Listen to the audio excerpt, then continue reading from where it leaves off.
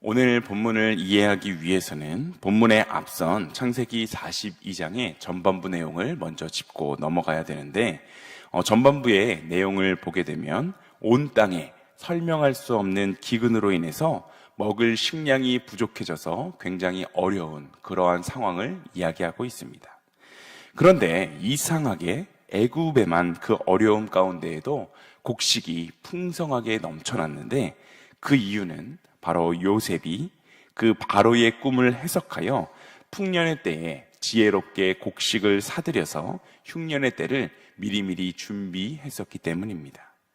그래서 이제 흉년을 당한 다른 나라의 수많은 백성들이 곡식이 있는 그 애굽으로 먹을 것을 사기 위해서 들어오게 되었는데 그 무리 중에서 가나안에 살던 요셉의 형제들도 그 무리 가운데 있었습니다. 그때 아주 놀라운 일이 벌어지게 되죠. 요셉이 아주 오랜 세월 만에 자신을 팔아버린 그 형들의 모습을 눈앞에서 보게 된 것입니다. 요셉은 애굽의 총리로, 형들은 그러한 요셉에게 엎드려 절을 하며 곡식을 사기 위해서 머리를 조아린 상태로 말입니다. 요셉이 자기를 노예로 팔아버렸던 그 형들의 모습을 보았을 때 가장 먼저 어떠한 마음이 들었을까요? 요셉의 형들은 요셉을 알아보지 못했지만 그들을 알아봤었던 그 요셉은 큰 충격을 받게 되었고 일부러 큰 소리로 그들이 어디서 온 자냐라고 묻게 됩니다. 벌써 20년이 넘는 세월이 지났지만 요셉은 꿈에도 잊을 수 없었던 얼굴들이 바로 그 가족들의 모습이었을 것입니다.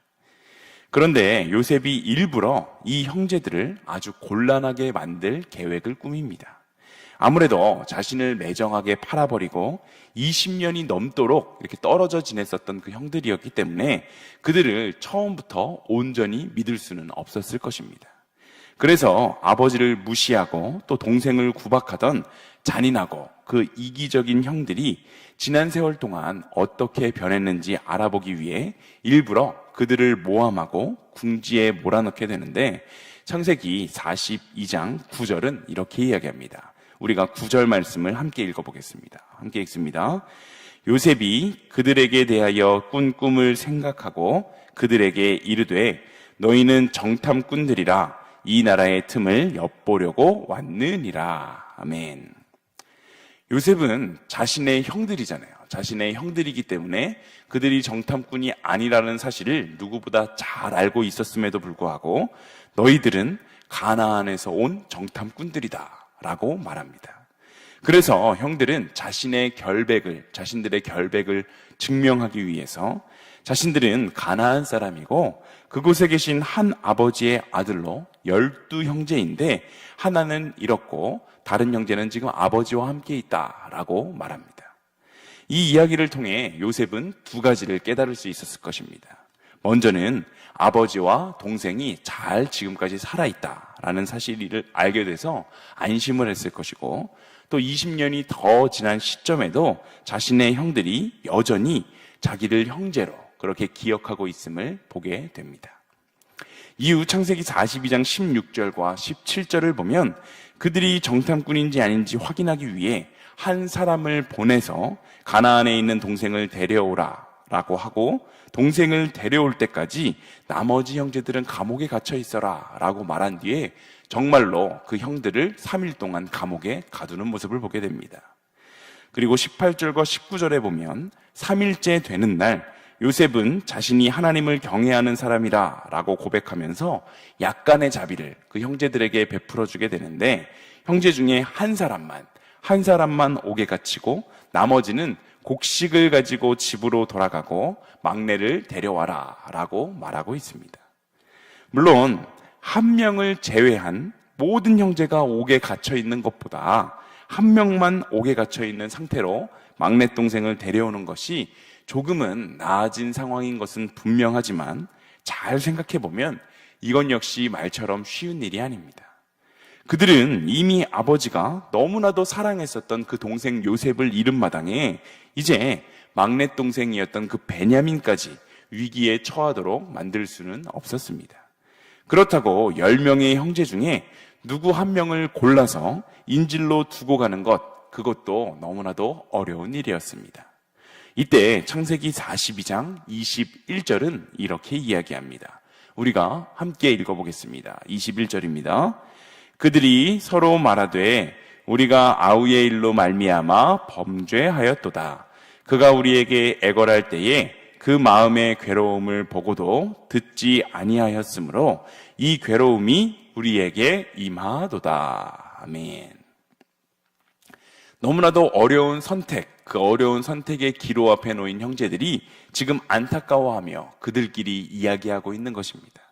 우리가 옛날에 그 아우의 괴로움을 보고 또 애걸함을 듣고도 악을 행했기 때문에 이제 그의 핏값을 우리가 치르게 되는구나.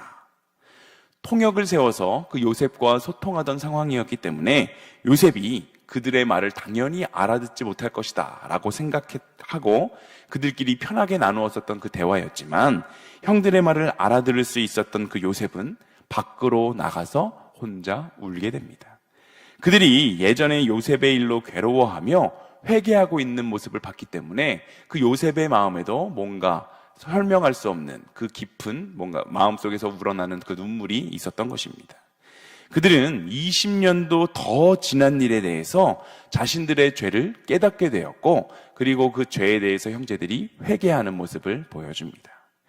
여기서 우리가 주목해 보아야 하는 것은 죄는 몇십 년이 지나도 결국 회개하고 지나가지 않는 한, 회개하고 넘어가지 않는 한 우리 속에 계속하여서 괴로움으로 남아있게 된다는 사실입니다.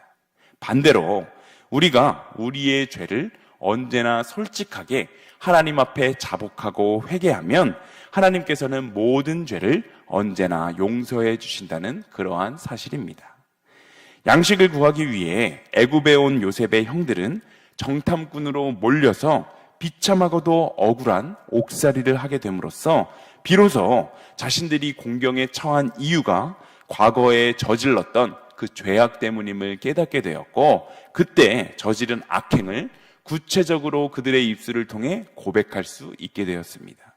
이처럼 죄를 회개한다는 것은 자신이 저지른 그 죄악을 구체적으로 하나님 앞에 쏟아놓는 것입니다. 하나님은 우리에게 우리의 죄를 자백하라 라고 말씀하시는데 이 과정에서 죄인들은 자신의 죄를 자백하면서 자기가 저질렀던 그 죄가 얼마나 심각한지 그 죄의 심각성을 깨닫게 됩니다. 요셉의 그 형들은 동생에게 극악한 죄악을 저질렀음에도 한 번도 자신들의 죄를 시인하고 고백할 그 기회를 갖지 못하고 살아왔을 것입니다. 그리고 그들은 아버지 야곱이 요셉을 그리워하는 모습을 볼 때마다 해결되지 않는 그 죄책감 때문에 아마도 마음이 힘들었을 것입니다. 이러한 그들에게 하나님은 죄를 고백하고 죄책감에서 벗어날 수 있는 기회를 주신 것입니다.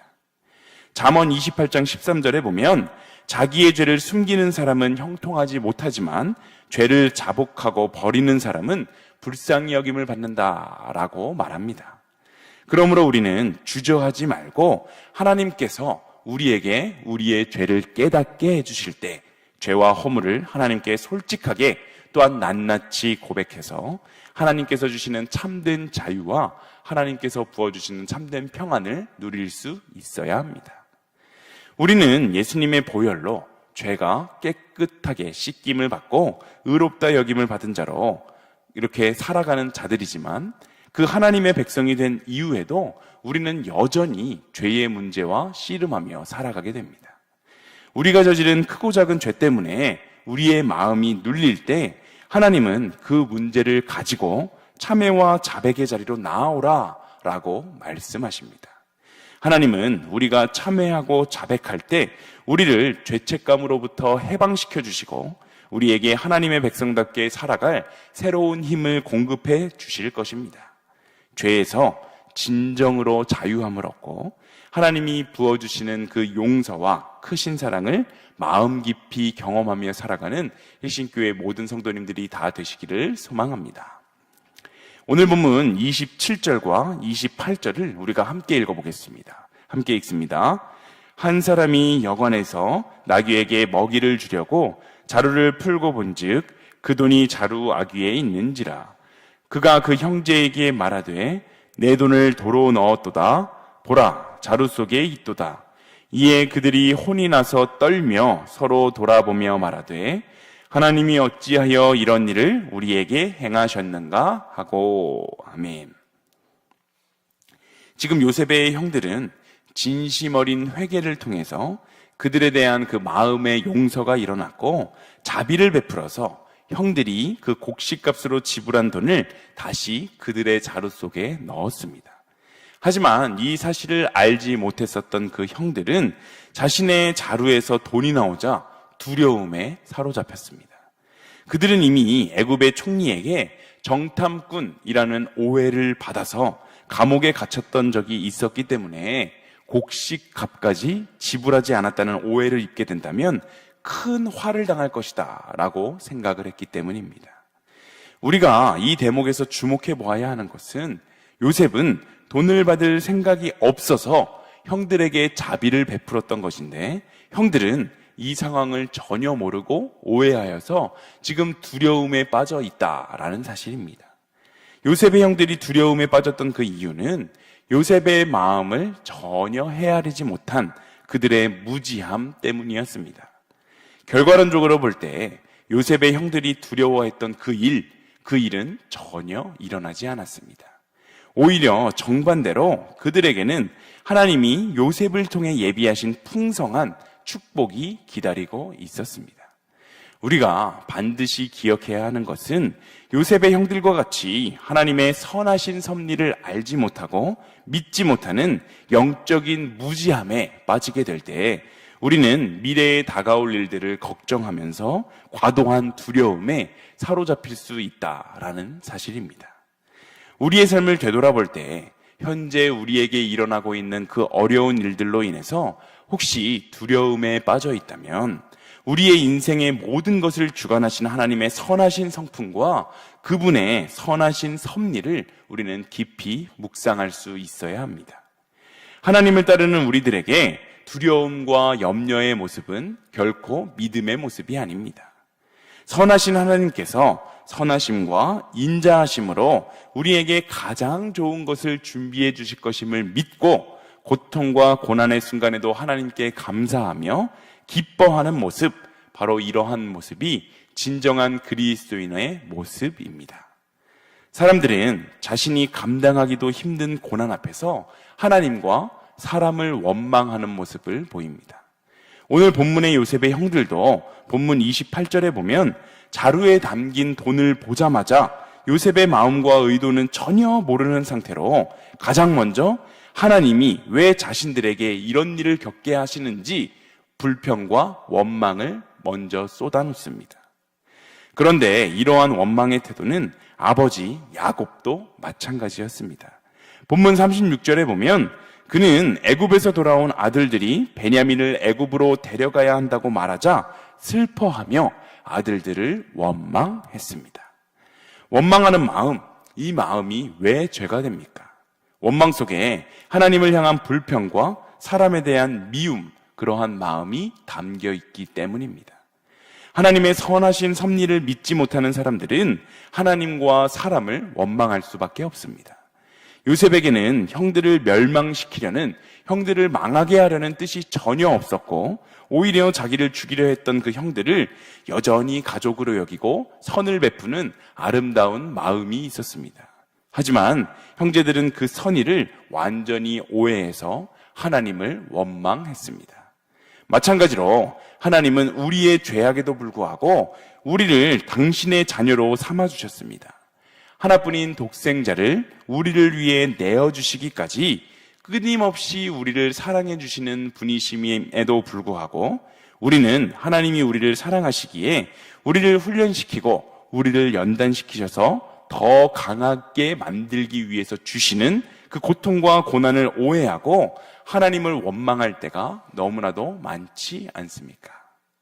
그러므로 우리는 언제나 하나님께서는 선하시며 우리를 위해 가장 좋은 것으로 준비하고 계신 분임을 기억하며 고난 앞에서 하나님과 사람들을 원망하고 불평하는 것이 아니라 우리는 그 일을 사랑으로 허락하신 그 하나님의 선하신 뜻을 온전히 신뢰하고 그분의 뜻에 우리의 삶에 이루어질 때까지 우리는 참고 인내하며 기다릴 수 있어야 합니다. 우리가 하나님과 사람들을 원망하는 대신에 하나님을 신뢰하기로, 하나님의 그 크신 뜻과 계획을 신뢰하기를 선택할 때 하나님이 우리의 고난을 유익으로 바꾸시는 그 모습을 우리는 바라보게 될 것입니다. 여러분, 우리의 아버지이신 하나님은 언제나 선하게 일하시는 분이십니다. 그러므로 고난 앞에서도 선하신 하나님의 뜻과 하나님의 섭리를 신뢰하시기를 소망합니다. 하나님을 원망하지 않고 감사함으로 하나님께 찬양과 영광을 돌려드리는 일신교회 모든 성도님들이 다 되시기를 간절히 소망합니다.